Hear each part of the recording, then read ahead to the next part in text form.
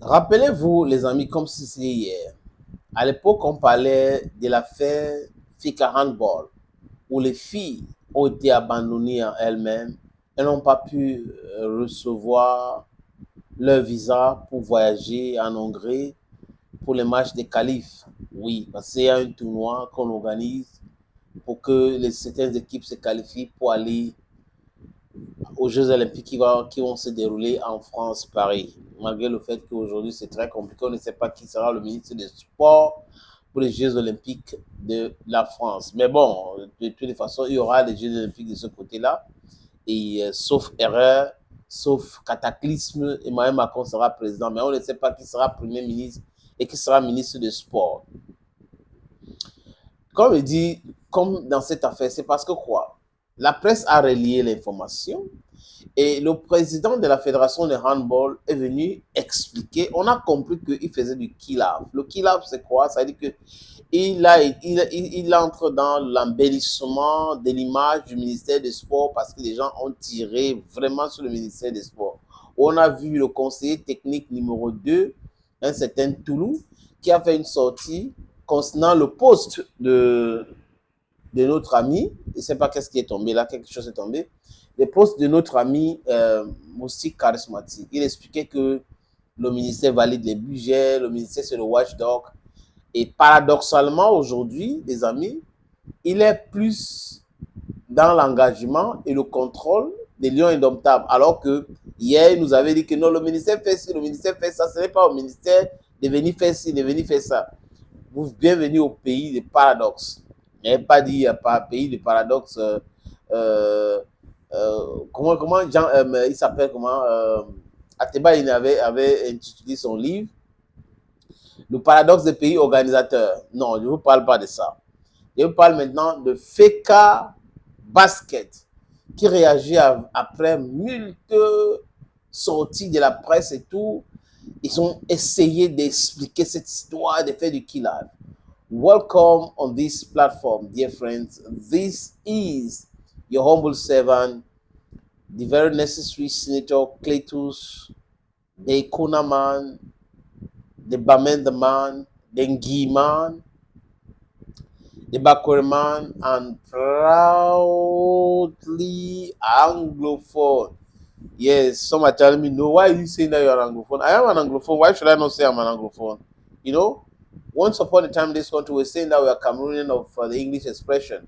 But our brothers of the other side were saying, no, you are Anglophones and all that. Now, when we say we are Anglophones, you think you are feeling bitter, you don't want it, it decepts you a lot. It is your cup of tea. We are Anglophones. I am an Anglophone, yeah. And why I'm speaking this language is because those who are connected on this platform are mostly French speaking. Now, the reason that why they talk the language, so that may they understand me better. Donc, on va prendre ce communiqué. C'est une mise au point. J'y arrive enfin. C'est une mise au point de la Fédération camerounaise de basketball concernant l'affaire Pascal Siakam. Ils ont écrit quoi, les amis? Ils écrivent depuis quelques jours après la sortie de la liste des joueurs camerounais en stage pour la préparation du tournoi qualificatif aux Jeux Olympiques. C'est ce même tournoi qualificatif que les filles de handball n'ont pas pu leur visa pour y aller. La fédération, au moins du basketball, a essayé de faire quelque chose. Heureusement, certaines voix continuent de s'élever pour accuser la fédération de n'avoir pas pu payer l'assurance de certains joueurs, dont ceux évoluant en NBA.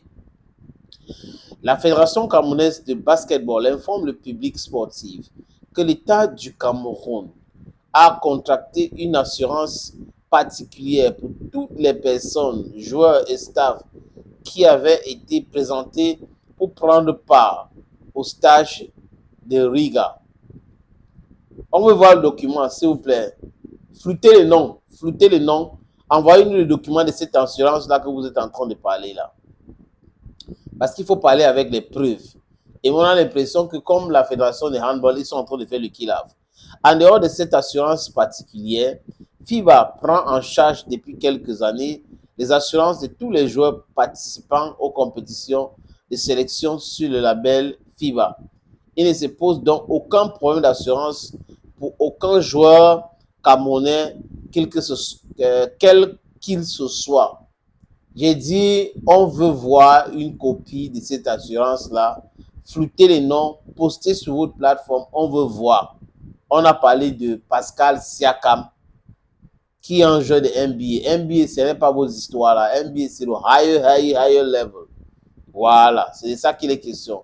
À ce qui concerne le joueur Pascal Siakam, la fédération a entrepris depuis plusieurs mois des démarches en direction de lui et son principal agent. En état actuel de la situation, le joueur étant libre agent en NBA et en attente d'une signature imminente, il ne lui est pas possible d'envisager de venir évoluer en sélection. Il vient donc de signer le contrat avec Indiana. On parle à peu près 113 milliards 400 millions, oui, à peu près 185 millions de dollars. Il peut toujours venir parce que les Jeux olympiques n'ont pas encore commencé. Il est important. Je crois que c'est la réponse qu'on attend aussi de la Fédération camerounaise de handball, que de venir faire du kill-off. Ce qui serait à ses risques et périls en cas de pépin. Il a signé déjà. Donc, payez son assurance. Montrez-nous son assurance. La Fédération camerounaise de basketball attend le délai d'inscription de joueurs sur le MAP pour les TKU 25 juin 2024 pour éventuellement le déclarer définitivement indisponible pour cette compétition. Le 25, c'est dans quelques jours, je crois, c'est dans 24 heures ou 48 heures. Pascal Siakam vient de signer un contrat. Il est donc libre, il n'est plus agent libre. Est-ce qu'il va venir? On attend donc le 25. Après le 25, les amis, on va venir ici vous proposer cela si les gens ont réagi comme ils ont dit. Parce que le tout, ce n'est pas de signer les communiqués parce que nous savons comment ça se passe au Cameroun. Les communiqués, généralement, pour certains, sont les kill-off. On répond parce que X, Y s'est senti concerné par les différentes sorties des personnes et il s'est dit, OK, la fédération ne communique pas. Pourquoi? Communiquez au sujet de ceci, dites cela, dites ceci. Comme la fédération de handball avait communiqué et les filles avaient dit que c'était du mensonge. Donc le président Abaté a fait une sortie où... Et les filles ont dit, non, ce n'est pas la vérité. Donc vous voyez que certains présidents des fédérations sont sous pression par certains politiciens pour pouvoir gérer les incompétents. Les amis, let me read this other part. Pour éventuellement déclarer disponible pour Et la dernière partie, c'est nous en profitons pour remercier son principal agent avec qui nous sommes restés en contact rapproché depuis tout ce temps, signé par le secrétaire général de la Fédération de basketball du Cameroun, celui qui a signé cette mise au point. Donc, c'est de ça qu'il est question. Les amis, on attend dans le 25, mais ce qui est sûr, c'est que la presse qui a donné cette information sur l'assurance ne s'est pas forcément trompée. Il y a quelque chose qui ne va pas. Il y a anguille sous roche. Et les gens sont en train de faire tout pour se rattraper aujourd'hui. J'ai comme l'impression. Donc, on attend le 25. Si rien n'est fait, on va comprendre qu'ils sont toujours dans le laisse-bouffe. Si quelque chose est fait, on va peut-être penser que la pression a marché ou c'est qu'ils étaient dans la bonne foi en expliquant tout ce qu'ils ont expliqué. De toute façon, ces trois options-là restent sur la table. On attend le 25. Thank you, friends, and bye-bye for now. This is your Bamenda man. This is your Ekona man. This is your Ngiman. This is your Bakore man. And proudly Anglophone.